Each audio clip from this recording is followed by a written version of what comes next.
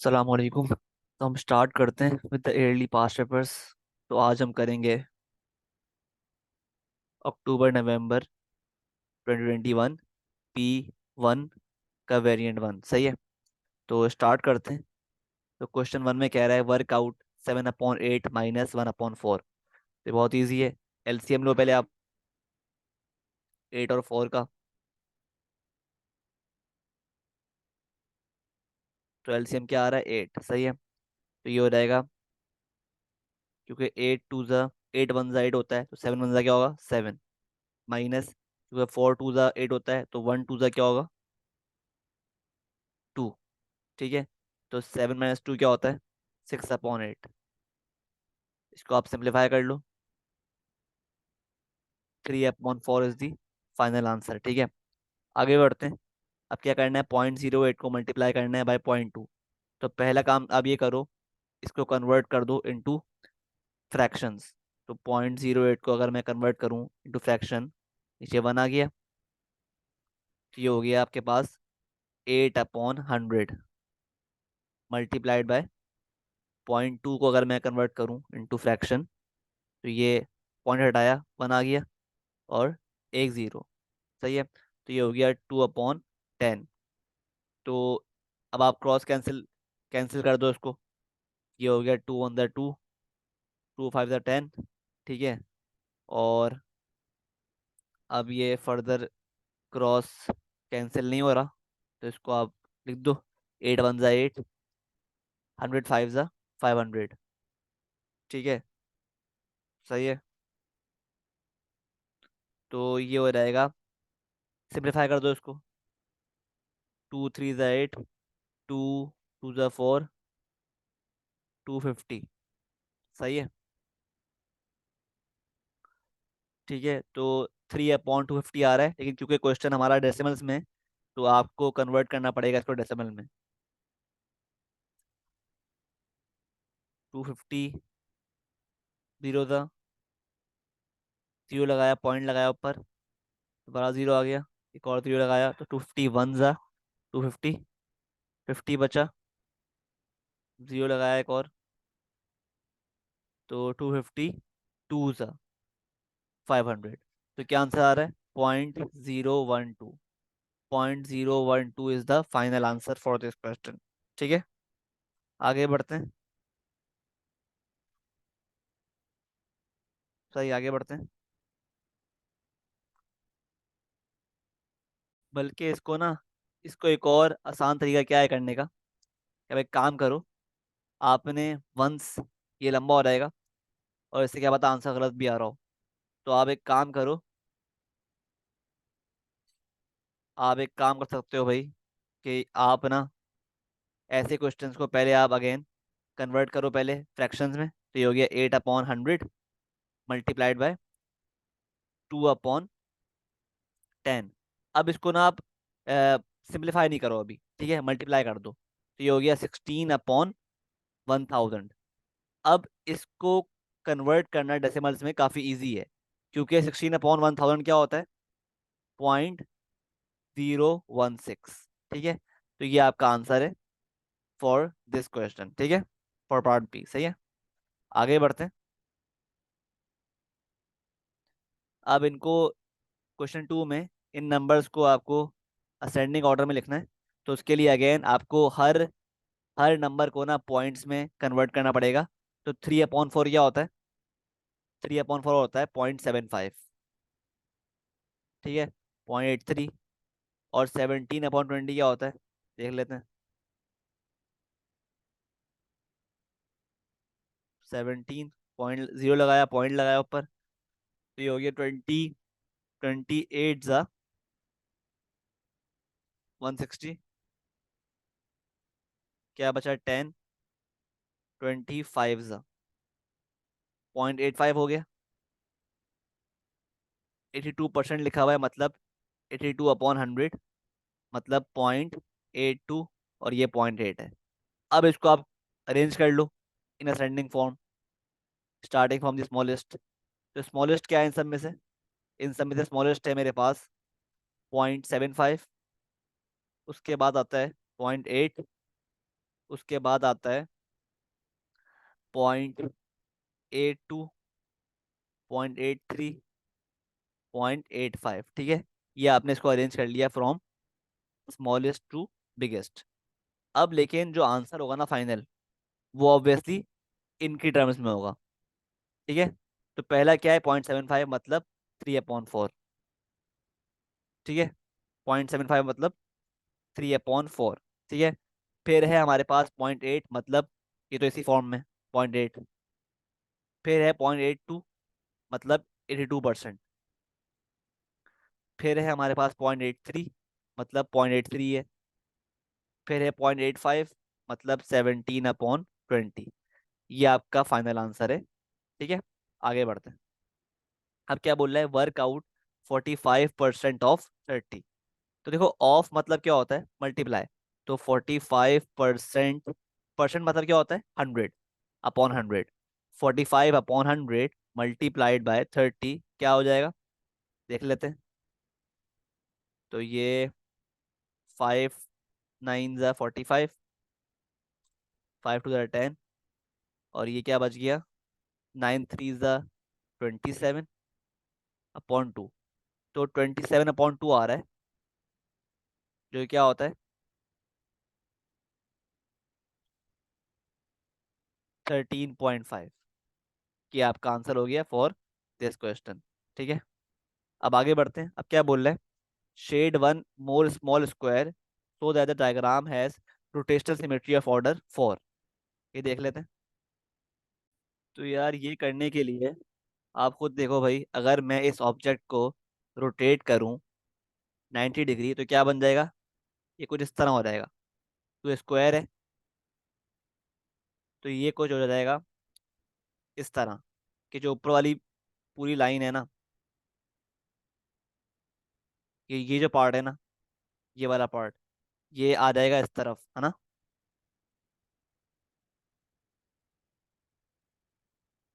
तो ऑब्वियसली यहाँ पे तो कोई शेड नहीं हुआ हुआ, तो ये खाली रहेगा। और सेकंड जो लाइन है और ये जो हिस्सा है, वो आ जाएगा यहाँ पर। तो इसके 3 पार्ट शेड हो जाएंगे। सही है, ये वाला।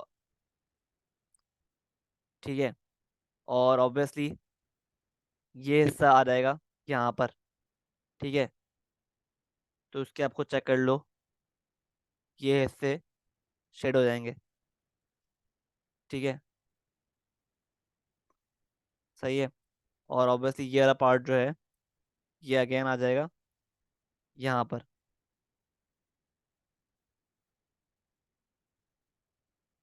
ठीक है,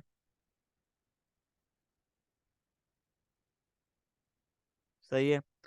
तो अब इसमें क्या मसला है कि आपको बेसिकली, कि अगर आप चाहते हो कि ये जो ऑब्जेक्ट है ये अपने आप को मैप करे, तो आपको बेसिकली एक और स्मॉल स्क्वायर, एक और स्मॉल स्क्वायर जो है वो शेड करना पड़ेगा, ताकि ये ऑब्जेक्ट हर रोटेशन के बाद अपने आप को अपनी फिगर पर मैप करे। ठीक है, सही है। तो आप खुद देखो भाई, हमने इस ऑब्जेक्ट को पूरा रोटेट किया ना, रोटेट किया 90 डिग्री। लेकिन आप चेक कर रहे हो भाई कि ये जो स्क्वायर शेड हुए हैं ना, ये अपने आप को इस डायग्राम में मैप नहीं कर रहे। सही है, क्योंकि आप खुद चेक करो, यहाँ पे पहले वाले में ये शेड हुआ हुआ है, लेकिन आफ्टर रोटेशन यहाँ पे ये खाली है, ये वाला हिस्सा खाली है। ठीक है, ये 3 शेड हुए हैं यहाँ पर, और यहाँ भी ये 3 शेड हुए हैं। सही है। अब देखो, खुद देखो, थर्ड थर्ड लाइन पे आ जाओ। तो थर्ड लाइन पे यहाँ पर ये 3 शेड हुए हैं, और यहाँ पे ये 2 शेड हुए हैं। और आखिरी लाइन पे आ जाओ, तो ये शेड हुआ हुआ है और ये शेड हुआ हुआ है। सही है, तो पता ही चला कि आपको बेसिकली ये वाला पार्ट शेड करना पड़ेगा ऑन दी ओरिजिनल फिगर, ताकि जब ये 90 डिग्री रोटेट हो, 90 डिग्री रोटेट हो, तो ये पार्ट जो है वो इस जगह आ जाएगा, है ना।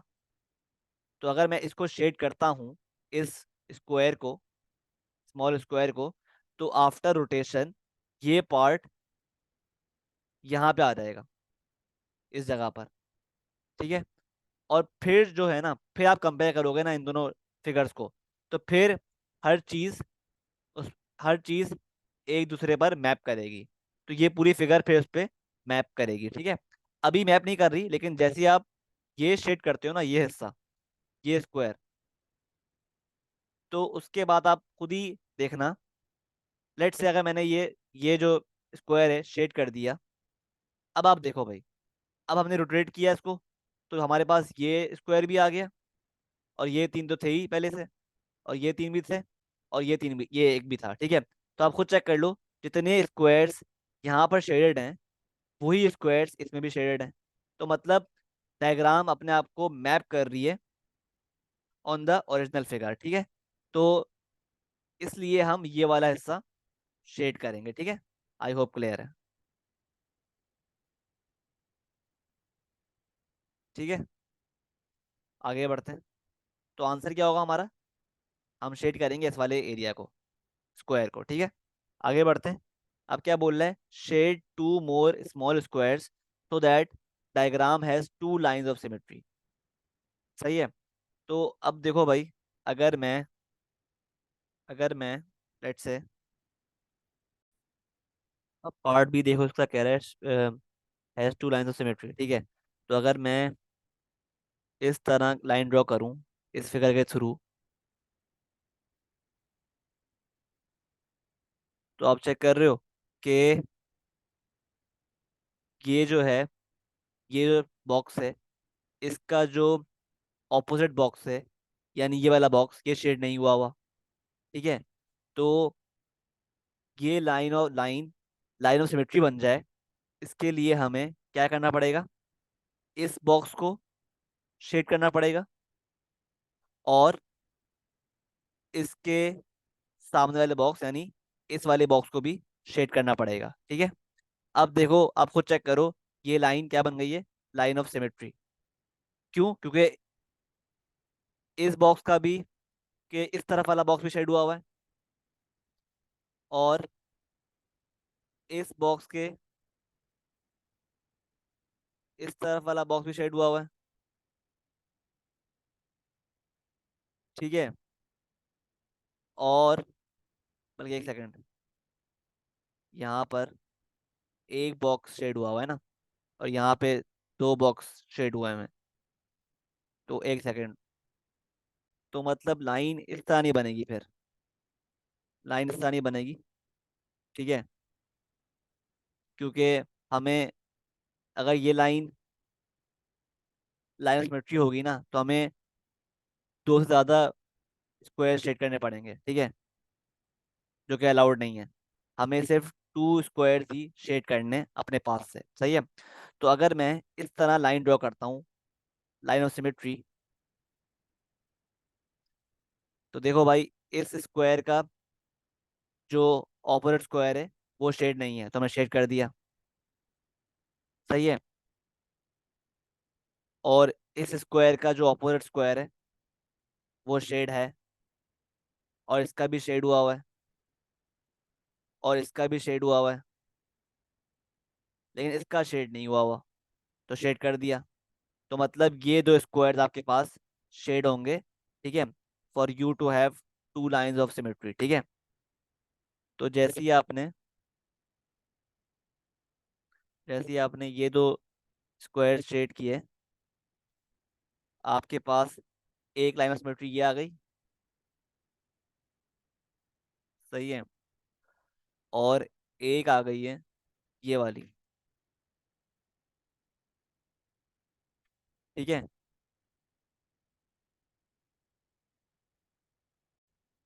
ठीक है, आगे बढ़ते हैं। अब क्या बोल रहे हैं क्वेश्चन 5 में? सिंप्लीफाई करने को बोल रहा है, तो 3a - a + 2 है। बहुत ईजी है। 3a - a + 2 है। ठीक है। तो -a + 2a क्या होता है? 3a - a + 2a क्या होगा? 2 + a। सही है। तो आंसर क्या आ गया, 4 है। ठीक है, 4A इज द आंसर। ठीक है, आगे बढ़ते हैं।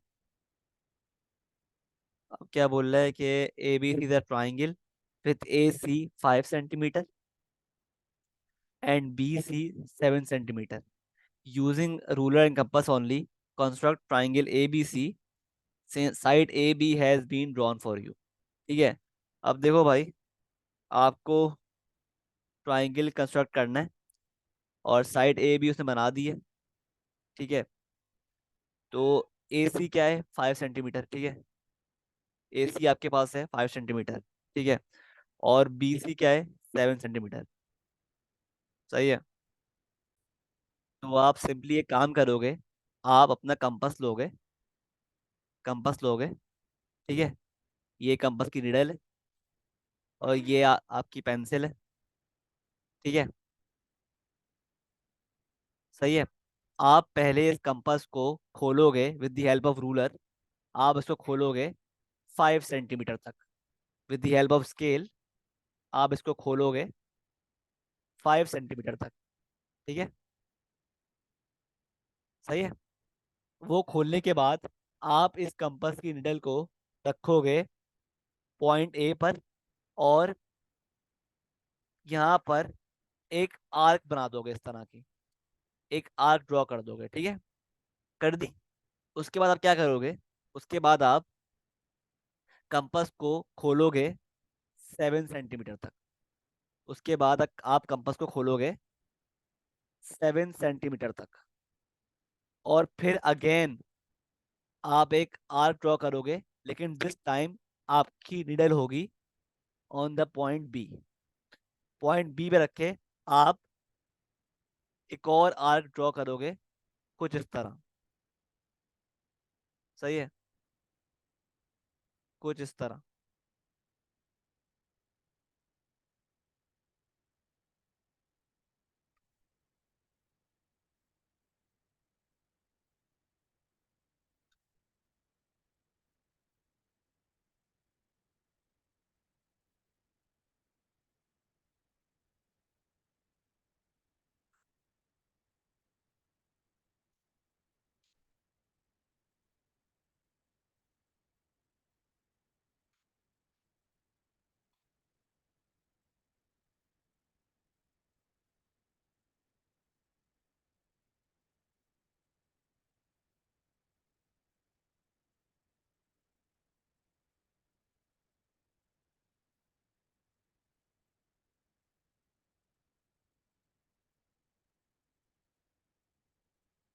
ठीक है, क्या करोगे, आपने यहाँ से भी आर्क ड्रॉ करी। ठीक है, अब आप ऑब्जर्व करोगे कि ये दोनों आर्क्स जो हमने ड्रॉ किए हैं, ये एक पॉइंट में मिल रही हैं। तो ये आपका पॉइंट हो जाएगा, पॉइंट सी। इसको आप ज्वाइन कर दोगे विथ ए एंड बी। इस तरह आपका ट्राइंगल ड्रॉ हो जाएगा। ठीक है, आपने एक ट्राइंगल कंस्ट्रक्ट कर लिया ए बी सी। ठीक है, आई होप क्लियर है, आई होप क्लियर है। ठीक है, आगे बढ़ते हैं। क्या बोल रहा है, using a straight edge and compass only, construct the perpendicular bisector of A B. अब देखो, आपने वंस ड्रॉ कर लिया, वंस आपने ड्रॉ कर लिया ट्राइंगल। अब कह रहा है आपको with the help of compass आप ड्रॉ करो एक परपेंडिकुलर बाइसेक्टर। तो ये तो बहुत इजी है। लाइन ए बी पर आपने इस तरह आर्क मार के ड्रॉ कर लिया परपेंडिकुलर बाइसेक्टर। ठीक है, सही है। आई होप आपको ये आता होगा कि how to draw perpendicular bisector. अगर नहीं आता तो आप मेरी जो प्लेलिस्ट है ना, लोसा एंड कंस्ट्रक्शंस, वो आप देख लो उसकी। ठीक है, सही है। अब क्या बोल रहा है, a point W lies inside triangle ABC. The point W is closer to A than to B. सही है। On your diagram, shade the region in which W lies. अब देखो, ये सवाल जो है ये लोसाए का सवाल है। ठीक है, अब आपने वंस परपेंडिकुलर ड्रॉ कर ली, इसको थोड़ा एक्सटेंड कर दूं ताकि पूरा ट्राइंगल कवर हो जाए। सही है। अब क्या बोल रहा है कि the point W is closer to A, मतलब पॉइंट डब्ल्यू परपेंडिकुलर बाइसेक्टर के इस तरफ है, तो पॉइंट डब्ल्यू कुछ इस रीजन में लाई कर रहा है। ठीक है, क्योंकि ये रीजन है जो आपका ए से करीब है। सही है, आई होप क्लियर है। आगे बढ़ते हैं। तो हमने शेड कर दिया रीजन। सही है, आगे बढ़ते हैं। अब क्या बोल रहा है क्वेश्चन 7 में? ऑब्वियसली बोल रहा है 4 रेज टू पावर 0। तो हम पढ़ चुके हैं anything raise to power 0 is 1। Answer क्या होगा? 1। अब सिंप्लीफाई करना है, एम क्यूब इंटू एम की पावर 5। तो देखो हम पढ़ चुके हैं यार ये भी, कि अगर आपके पास सेम बेस हो और साइन हो मल्टीप्लिकेशन का, तो आप क्या करते हो? पावर्स को ऐड करते हो, 3 + 5 हो जाएगा, तो एम की पावर 8। आगे बढ़ते हैं।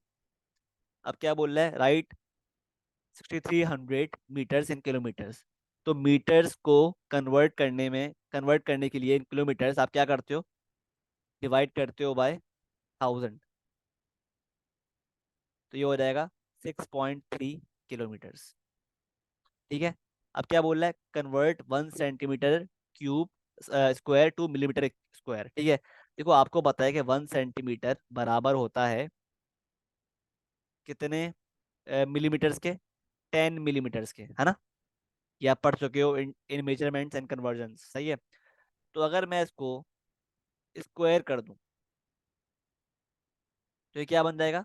1 centimetre cube square is equal to 100 millimetre square, है ना?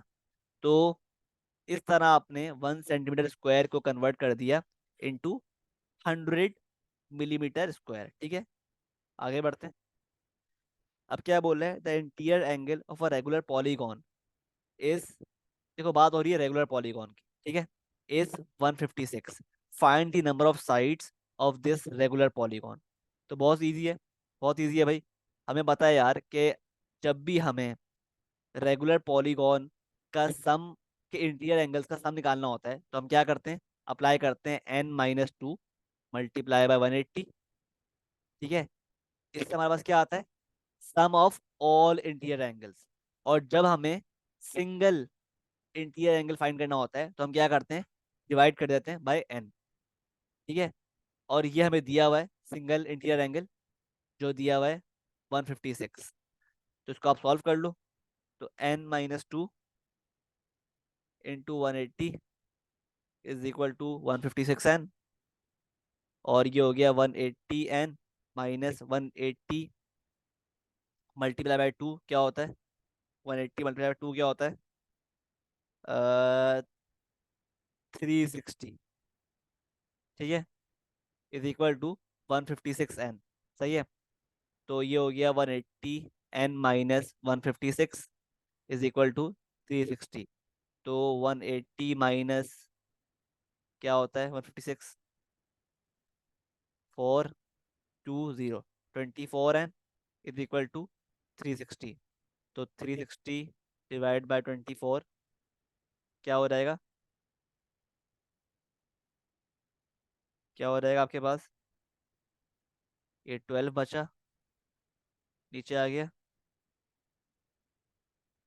और 24 5 ज़ा होता है, 24 5 ज़ा 120। ठीक है, तो ये क्या आ गया? एन आ गया आपके पास 15। ठीक है, तो एन जो कि नंबर ऑफ साइड्स को डिनोट कर रहा है, क्या आ गया? 15। आई होप क्लियर है। आगे बढ़ते हैं। अब कह रहा है triangle has one angle of 55 degrees. The other two angles in the triangle are in the ratio 3:2। Calculate the size of the smallest angle in the triangle. सही है, खुद देखो इस क्वेश्चन में आपको, ये ट्राइंगल है। ठीक है, लेट्स से, और आपको एक एंगल दिया हुआ है 55 डिग्री। सही है, और बाकी दो एंगल नहीं दिए हुए। तो ऑब्वियसली बाकी दो एंगल जो होंगे वो क्या होंगे? वो बेसिकली अगर मैं 180 में से इसको माइनस कर दूं 55 को, तो क्या आ रहा है?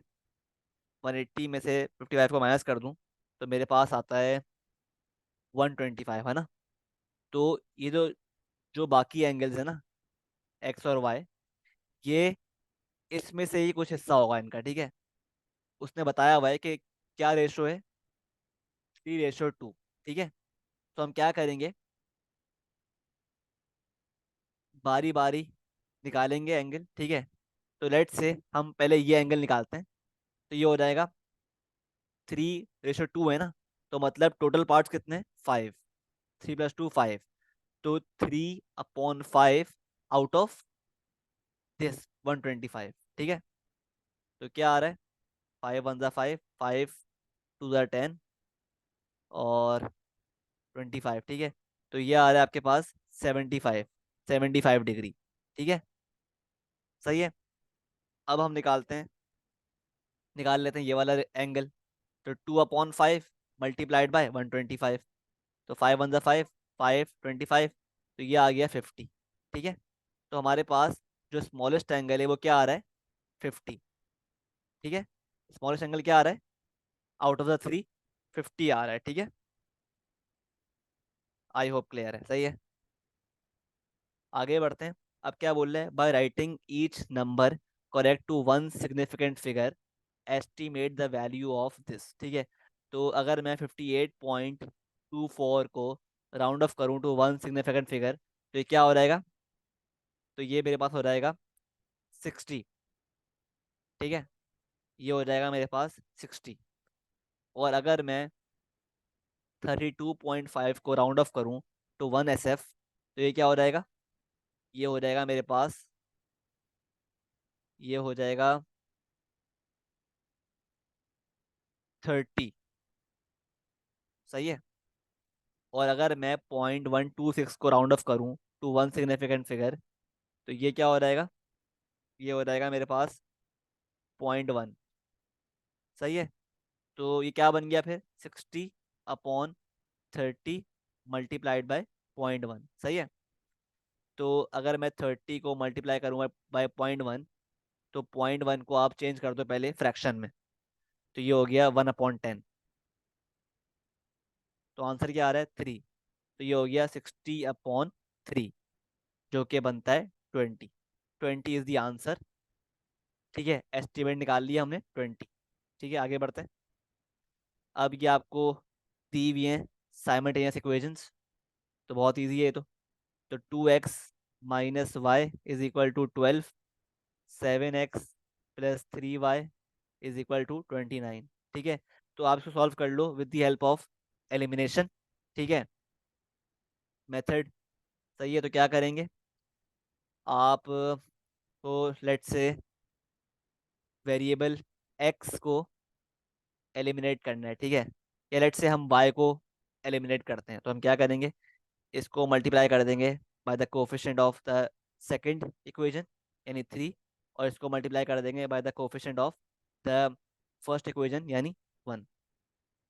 तो ये हो जाएगा 6x - 3y = 12 × 3 क्या होता है, 36।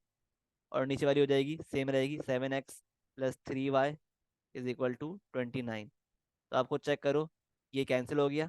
और 6x + 7 क्या होता है, 6 + 7 क्या होता है, 13x = 36 + 29 क्या होता है, 1565। ठीक है, 65। ठीक है, तो x थस क्या हो गया मेरे पास, 65/13। ठीक है, 65/13 क्या आ रहा है, 65/13, तो 13 5 जो होता है 65। ठीक है, तो x आ गया थस 5, x आ गया 5। तो अब क्या करो, आप x की वैल्यू को किसी भी इक्वेशन में पुट कर दो। लेट से मैं इसमें डाल देता हूँ, ये हो गया 2 × 5 - y = 12, तो -y = 12 - 10 क्या हो गया, 2, तो y = -2। ठीक है, y आ गया -2। सही है, आगे बढ़ते हैं। अब इसमें क्या बोल रहे हैं, the diagram shows triangle A and triangle B. सही है, क्या रहा है, describe fully the single transformation that maps triangle A on to triangle B. तो देखो ऑब्वियसली ये पता चल रहा है आपको भाई कि ट्राइंगल ए को कौन सी ट्रांसफॉर्मेशन मैप कर रही है। ऑब्वियसली ये रोटेशन तो नहीं है, ना ही इनलार्जमेंट है, और ना ही ये रिफ्लेक्शन है। सही है। तो ये साफ बात चल रहा है कि ये क्या है भाई, ट्रांसलेशन। क्योंकि ऑब्जेक्ट जो है वो एज इट इज ट्रांसलेट हो गया इनटू बी। सही है, कुछ चेंजेस नहीं आए। ठीक है, तो आप खुद चेक कर लो भाई कि इसका आपको फॉर टू डिस्क्राइब ट्रांसलेशन आपको क्या करना पड़ता है, आपको इसका ट्रांसलेशन फैक्टर लिखना पड़ता है। ठीक है, सही है। तो उसकी आपके पास क्या होती है इक्वेशन, आप पढ़ चुके हो कि भाई, सही है। तो ट्रांसलेशन फैक्टर निकालने के लिए आप अप्लाई कर दो formula, object coordinates plus translation factor is equal to image coordinates. ठीक है, तो ऑब्जेक्ट कोऑर्डिनेट कोई भी पकड़ लो भाई, लेट से इसकी बात कर लेते हैं। तो ये क्या है आपके पास, ये है 3, -1, और ट्रांसलेशन फैक्टर अननोन है। और इमेज कोऑर्डिनेट क्या है इसका करस्पॉन्डिंग, 3, -2, सॉरी, -2, 3। ठीक है, तो ट्रांसलेशन फैक्टर क्या हो गया आपका, -2, 3, -3, -1। ठीक है, तो टी आ गया आपके पास -2, -1, -2, -3, जो कि होता है हमारे पास -5, और 3 - -1 मतलब 3 + 1, तो 4। तो ये आ गया -5, 4। ठीक है, तो ये क्या है आपके पास transformation, translation with translation factor -5, 4। ठीक है, ये आपका आंसर हो गया। सही है। अब ये सवाल देखो, पार्ट बी, कह रहा है triangle A is mapped on to triangle C by enlargement. Centre दिया हुआ है आपको और स्केल फैक्टर भी गिवन है। आपको ट्राइंगल सी ड्रॉ करना है। तो बहुत इजी है यार, सिखाया आपको मैंने किस तरह करते हैं। कि यार देखो भाई, पहले क्या करोगे आप, सेंटर क्या है, 0, -1, और स्केल फैक्टर क्या है, 2। सेंटर है 0, -1, स्केल फैक्टर क्या है, 2। ठीक है, तो आप यहाँ पर अप्लाई करोगे फॉर्मूला, ऑब्जेक्ट डिस्टेंस, सही है, multiplied by scale factor is equal to image distance. तो अब मुझे बताओ, ऑब्जेक्ट डिस्टेंस जो ए है, क्योंकि ए मैप हो रहा है ना ट्राइंगल सी पे, तो ए का ऑब्जेक्ट डिस्टेंस क्या है, ए ऑब्जेक्ट है मतलब, ठीक है, और सेंटर क्या है, 0, -1, ये सेंटर है।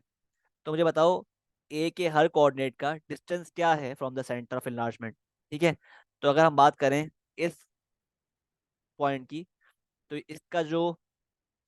इसका जो डिस्टेंस है वो क्या है, 1, 2, 3, तो 3, 0 है। ठीक है, 3, 0, सही है। तो ये आपके पास क्या आ गया, ऑब्जेक्ट डिस्टेंस। इसको आप मल्टीप्लाई कर दो बाय स्केल फैक्टर जो कि 2 है। तो क्या आ रहा है, तो आंसर आ रहा है 6, 0। अब ये क्या आ गया, इमेज डिस्टेंस। अब आप क्या करोगे, इस सेम इमेज डिस्टेंस में जो आ गया, इसमें आप ऐड कर लो, इसमें आप ऐड कर दो सेंटर ऑफ इनलार्जमेंट जो कि है 0, -1। ठीक है, तो 6 + 0 क्या होता है, 6। ठीक है, और 0 + -1 क्या होता है, -1। तो पहला आपका आपके पास इमेज कोऑर्डिनेट आ गया, वो क्या आ रहा है, 6, -1। तो 6, -1 ये आपका आ गया पहला image coordinate. I hope clear है। सही है। सिमिलरली आपको बाकी दो कोऑर्डिनेट्स भी इस तरह ही फाइंड करने। किस तरह कि पहले आप उन पॉइंट्स का निकालोगे object distance from the centre of enlargement. Let's say अगर मैं इस पॉइंट की बात करूं, तो इसका ऑब्जेक्ट डिस्टेंस क्या है मेरे पास, 1, 2, 2, 1, 2 डाउनवर्ड्स मतलब -2। ठीक है, तो ये आ गया आपके पास ऑब्जेक्ट डिस्टेंस। इसको आप मल्टीप्लाई करो विद द स्केल फैक्टर 2, तो ये क्या आ गया, 4, -4। ये आ गया आपके पास इमेज डिस्टेंस। इसमें आप ऐड कर दो सेंटर ऑफ इनलार्जमेंट जो कि है 0, -1। तो ये आपके पास इमेज कोऑर्डिनेट आ जाएगा जो कि आ रहा है 4, -4 -3 -1 क्या होता है, -4 -1 क्या होता है, +-1 होता है -5। तो 4, -5 जो है आपका सेकंड इमेज कोऑर्डिनेट आ गया। ठीक है। अब थर्ड भी आप इस तरह ही निकालोगे कि पहले आप थर्ड पॉइंट का ऑब्जेक्ट डिस्टेंस फाइंड करो। तो 1 2 डाउनवर्ड्स और 3 टू द राइट। तो ये आ गया आपके पास 3 x कोऑर्डिनेट और -2 y कोऑर्डिनेट। इसको आप मल्टीप्लाई करो विद द स्केल फैक्टर पहले। तो आपके पास क्या आ जाएगा, इमेज डिस्टेंस। ठीक है। इसमें आप ऐड कर लो द सेंटर ऑफ इनलार्जमेंट। तो आपके पास थर्ड इमेज कोऑर्डिनेट भी आ गया जो कि आ रहा है 6, -4 -1 क्या होता है, -5। ठीक है। तो 6, -5 इज द थर्ड कोऑर्डिनेट। इस तरह आपकी इमेज बन गई आफ्टर इनलार्जमेंट। ठीक है। आई होप क्लियर है। सही है। तो ये आपकी इमेज है after enlargement with the centre 0, -1 and scale factor 2। सही है। आई होप क्लियर है। आगे बढ़ते हैं। अब क्या बोल रहे हैं, express 60 as the product of its prime factor. तो निकाल लेते हैं। 60, 2 3 6 15, 3 5 15, 5 1 5। तो 60 क्या बन गया, 2 × 2 × 3 × 5, मतलब 2 की पावर स्क्वायर × 3 × 5। ये आपका आंसर हो गया। ठीक है। पार्ट बी में क्या बोल रहा है कि a school buys packs of pen and packs of rulers. There are 60 pens in each pack of pens, 42 rulers in each pack of rulers. The school wants to buy exactly the same number of pens and rulers. Work out the smallest number of each pack the school should buy. तो आप क्या करोगे, पहले पहले आप 60 और 42 का LCM लोगे। स्मॉलेस्ट की बात हो रही है ना। तो एलसीएम मतलब क्या होता है, लोएस्ट कॉमन मल्टीपल। ठीक है। 60 और 40 का आप लोगे एलसीएम 42 का। ठीक है। एलसीएम निकालोगे इनका। सही है। तो ये हो गया 2 3 15। ठीक है। और ये हो गया। ठीक है। तो 60 के क्या आ रहे हैं प्राइम फैक्टर्स, 2 का स्क्वायर × 3 × 5, और 42 का क्या है, 2 × 3 × 5 तो नहीं है इसमें, तो आप 1 कर दो 7। ठीक है। अब एलसीएम निकालने के लिए ऑफ द टू नंबर्स आप लेते हो हमेशा बड़ा नंबर। सही है। ये बताया बात आपको। तो आप पिक करोगे 2 की पावर स्क्वायर, और यहाँ पे दोनों सेम है तो कोई भी ले लो, और 5 लोगे और यहाँ से 7। तो ये हो गया 2 की पावर स्क्वायर × 3 × 5 × 7। ठीक है। तो इसको आप मल्टीप्लाई कर दो, मतलब ये हो गया 4 12, 12 5 ज़ा 60, 60 × 7 42। तो आंसर क्या आ रहा है, 420। ठीक है। ये आ गया एलसीएम। अब क्या बोल रहे हैं कि work out the smallest number of each pack. अब देखो हर पैक में क्या है, 60 पेन्स हैं और 42 रूलर्स हैं। ठीक है। हर पैक में, तो अगर मुझे smallest number of each pack निकालना है तो मैं क्या करूंगा, लेट्स से अगर मुझे पैक ऑफ पेन्स निकालना है स्मॉलेस्ट नंबर, तो मैं 420 को एलसीएम को डिवाइड कर दूंगा 60 से। ठीक है।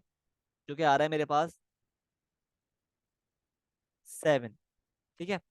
और अगर मुझे पैक ऑफ रूलर्स निकालना है स्मॉलेस्ट नंबर का, तो मैं 420 को अगेन डिवाइड कर दूंगा किससे, 42 से। ठीक है। जो कि मेरे पास आ रहा है 10। ठीक है। तो ये आपका आंसर हो गया। आगे बढ़ते हैं। अब क्या बोल रहा है, the point A has position vector 3 - 7।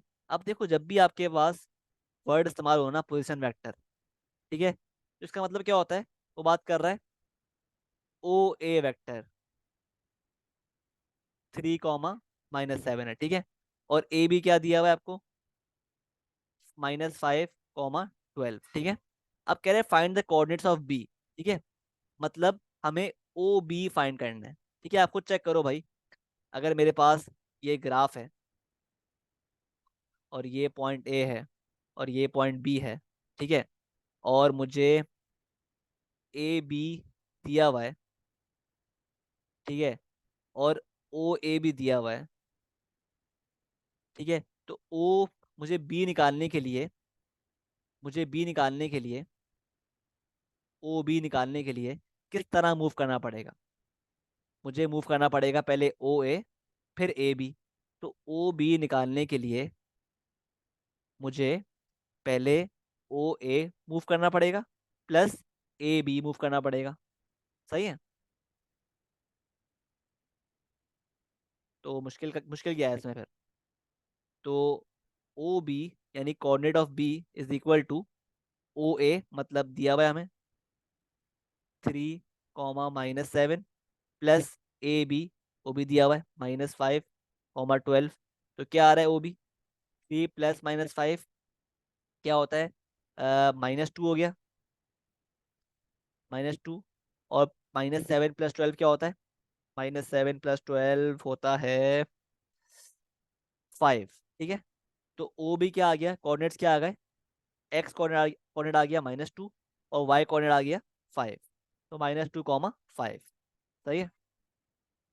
अब क्या बोल रहा है, find the magnitude of A B.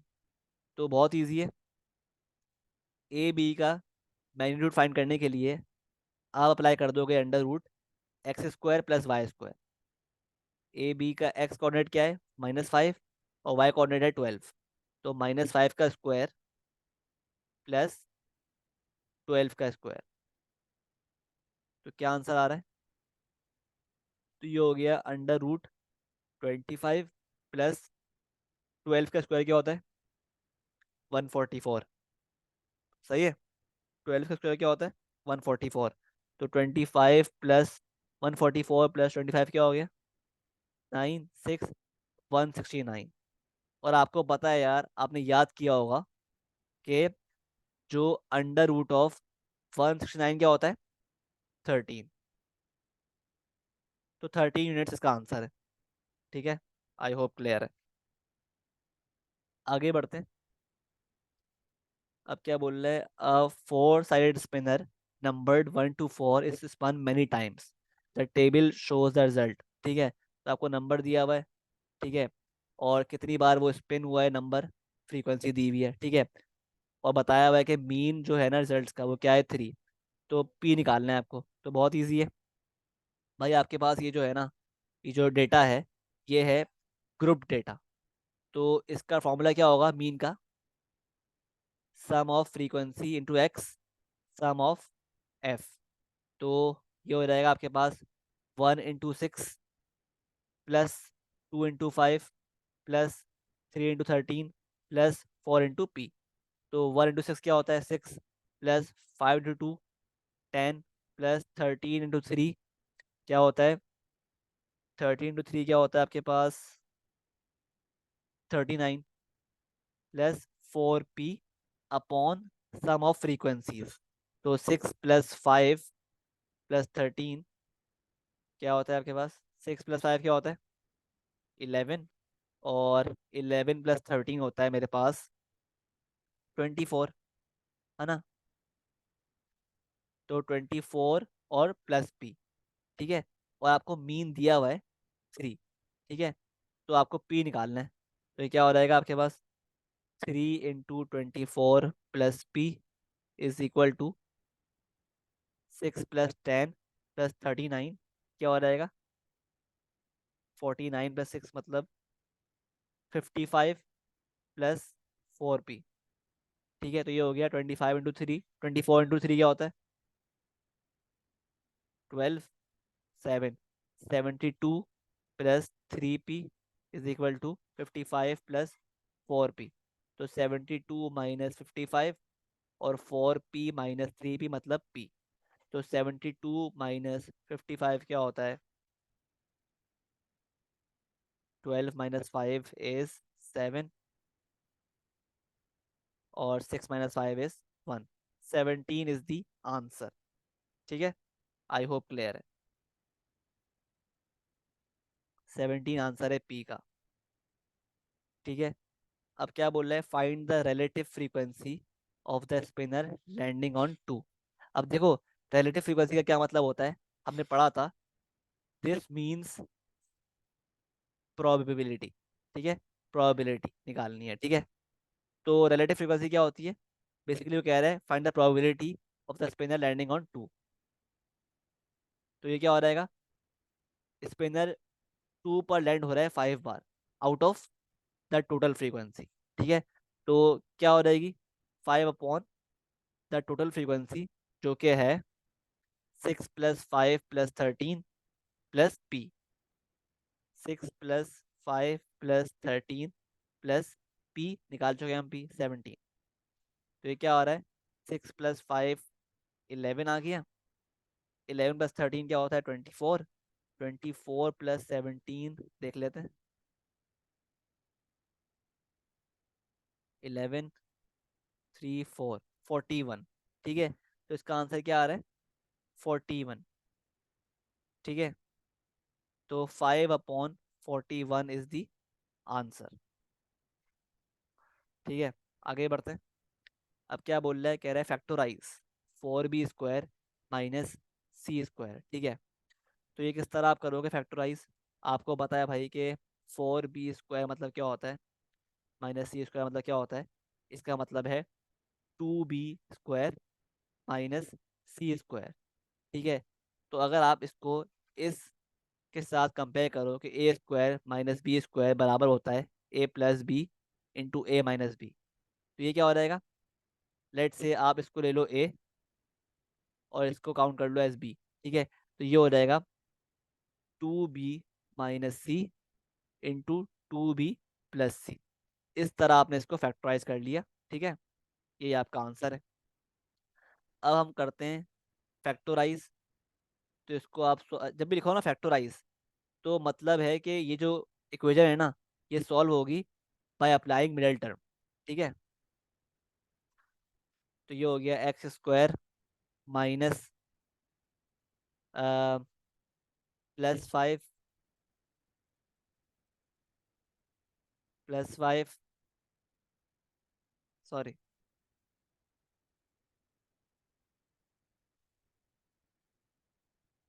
+3 +2 -6। तो x कॉमन ले लिया और 2, x कॉमन आ गया, x ब्रैकेट में आ गया, माइनस, माइनस आ रहा है, ब्रैकेट सेम नहीं हो रहे। ठीक है, तो आपको कोई और फैक्टर्स लेने पड़ेंगे।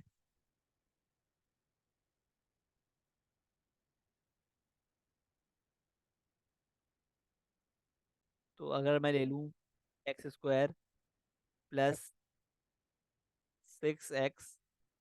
-x -6, x कॉमन आ गया, -x और प्लस आ गया। ठीक है, वंस आपके पास ब्रैकेट्स कॉमन हो गए, मतलब आपने काम सही किया है। ठीक है, ये हो गया x - 1 × x + 6। ठीक है, तो ये आपका आंसर है x - 1 × x + 6। ठीक है, आगे बढ़ते हैं। अब क्या बोल रहा है, the region R is defined by these inequalities, find and label region R. सही है, तो आपको रीजन आर लेबल करना है। तो किस तरह करेंगे, पहले आपके पास इनक्वालिटी क्या है, x इज >= 1 << 5। तो अगर मैं इन साइंस को रिप्लेस कर दूं विथ इक्वल टू, तो क्या बन जाएगा, x = 1 = 5। तो हमारे पास दो लाइंस आ रही हैं कि x = 1 और x = 5, जो कि बनती हैं ये लाइंस। ये आ गई x = 1 और ये लाइन है x = 5। अब क्या बोल रहे हैं, अब देखो इनक्वालिटी को, कि x 1 से बड़ा है और या उसके बराबर है, और 5 से छोटा है या उसके बराबर है। तो x इन दोनों के बीच में लाई कर रहा है। ठीक है, ये मतलब है इनक्वालिटी का, सही है। फिर क्या बोल रहे हैं कि y is greater than equal to 0, less than equal to 4। Again वही काम करो। क्या मतलब है इसका कि y बराबर है 0 के और y बराबर है 4 के। अगर हम इस तरह करें तो हमारे पास लाइंस जो आ रही हैं कौन सी आ रही हैं? y इज इक्वल टू 0 मतलब ये बात कर रहा है x एक्सेस की, और y इज इक्वल टू 4 मतलब ये लाइन। ठीक है, तो मतलब जो x है वो इसके ऊपर है और इसके नीचे। ठीक है, सही है। अब क्या बोल रहे हैं वो, थर्ड बात क्या कर रहा है कि y is greater than equal to 3 - x। तो अगर हम इसको इस तरह कर दें y is equal to 3 - x, तो ये लाइन कौन सी है? ये लाइन बेसिकली अगर x को उधर भेज दूं मैं, तो y plus x is equal to 3 बनता है। तो हमने पढ़ा था कि अगर आपके पास इस तरह की लाइन आ जाए, a plus b is equal to, sorry, x plus y is equal to a, तो ये लाइन किस तरह बनती है? इस तरह बनती है कि वो दोनों एक्सेस से सेम कांस्टेंट से पास कर रही होती है।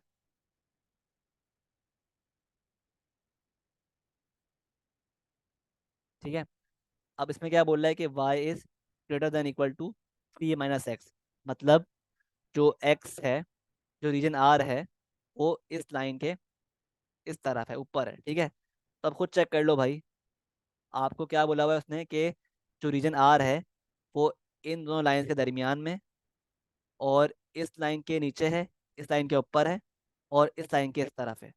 तो कौन सा ऐसा रीजन है जो इन तीनों कंडीशंस को मीट कर रहा है? और वो है हमारे पास ये पूरा रीजन। इसको आपने शेड कर दिया। ठीक है, यही आपका आंसर है। तो आगे बढ़ते हैं। अब क्वेश्चन 19 देखो, इसमें कह रहा है कि आपको सेट्स दिए में कुछ, ठीक है, और कह रहा है फाइंड एक्स इंटरसेक्शन वाई। तो इसमें आपको वो एलिमेंट्स लिखने हैं जो कि एक्स और वाई में कॉमन है। तो ऐसे कौन से एलिमेंट्स हैं? 2 है, 3 और 5 है, बस। ठीक है, तो थस हमारे पास एक्स इंटरसेक्शन वाई में तीन एलिमेंट्स आएंगे, 2, 3 और 5। ठीक है, ये आपका आंसर हो गया फॉर दिस पार्ट 1। अब क्या बोल रहे हैं? अ नंबर के is chosen at random from universal set, find the probability that k is not a member. ये जो है ना, ये जो होता है सिंबल, इसका मतलब होता है मेंबर ऑफ, और इसका मतलब होता है नॉट अ मेंबर ऑफ। ठीक है, तो कह रहा है find the probability that k is not a member of x union y. इसके लिए हमें पहले एक्स यूनियन वाई निकालना पड़ेगा।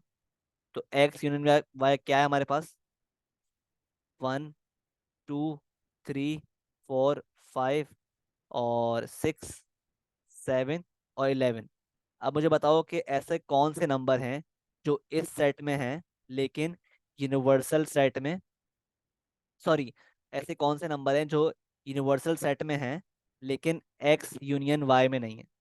ठीक है, तो हमारे पास 1 तो है, 2 भी है, 3 भी है, 4 भी है, 5 भी है, 6 भी है, 7 भी है, 8 नहीं है, और 9 भी नहीं है, 10 भी नहीं है, और 12 भी नहीं है। तो 1, 2, 3, 4, 5, 6, 7, 8, 9, 10, 12 में से चार नंबर ऐसे हैं जो कि हमारे पास not a member of x union y है। तो क्या हो जाएगी प्रोबेबिलिटी? 4/12, which is 1/3। ठीक है, आगे बढ़ते हैं। अब क्या बोल रहा है? On the diagram shade the set A intersection B union C complement. तो अब मुझे बताओ, अगर मैं बात करूं बी यूनियन सी की, तो बी यूनियन सी में हमारे पास आता है, हमारे पास आता है भाई ये पार्ट, ये पार्ट, ये पार्ट, ये पार्ट, ये पार्ट और ये पार्ट। लेकिन वो कह रहा है कि बी यूनियन सी के अलावा कॉम्प्लीमेंट। तो इसका मतलब क्या है कि वो बात कर रहा है इसके अलावा वाले पार्ट की, यानी इस वाले पार्ट की। ठीक है, और फिर क्या बोल रहा है वो? फिर कह रहा है, फिर कह रहा है कि A intersection B union C complement. तो हमारे पास ए क्या है, ए ये भी है, ए ये भी है, sorry, let me use a different colour for this. तो ए हमारे पास ये है, ये भी है, ए ये भी है और ये भी है, ठीक है। तो अब मुझे बताओ कि ए और intersection B union C complement में क्या चीज कॉमन है, क्या एरिया कॉमन है। तो वो ऑब्वियसली ये एरिया कॉमन है, इसको आप शेड कर लेंगे, ठीक है। तो ये आपका आंसर हो गया फॉर दिस पार्ट बी, ठीक है। आगे बढ़ते हैं। अब क्या बोल रहे हैं, these are the first 5 terms of a sequence 4 8 16 32 64, find the next number in the sequence. तो बहुत ईजी है, 4 टू द 8, 8 टू 16, 16 टू 32, तो मल्टीप्लाई 2 हो रहा है। तो इसको आप मल्टीप्लाई 2 करोगे, क्या आंसर आएगा, 64 मल्टीप्लाई 2, 128 आ रहा है। तो ये आपका नेक्स्ट नंबर है इन द सीक्वेंस, ठीक है। अब क्या बोल रहा है, the nth term of the sequence above is 2 की power n plus 1। Write down an expression in terms of n for the nth term of these sequences।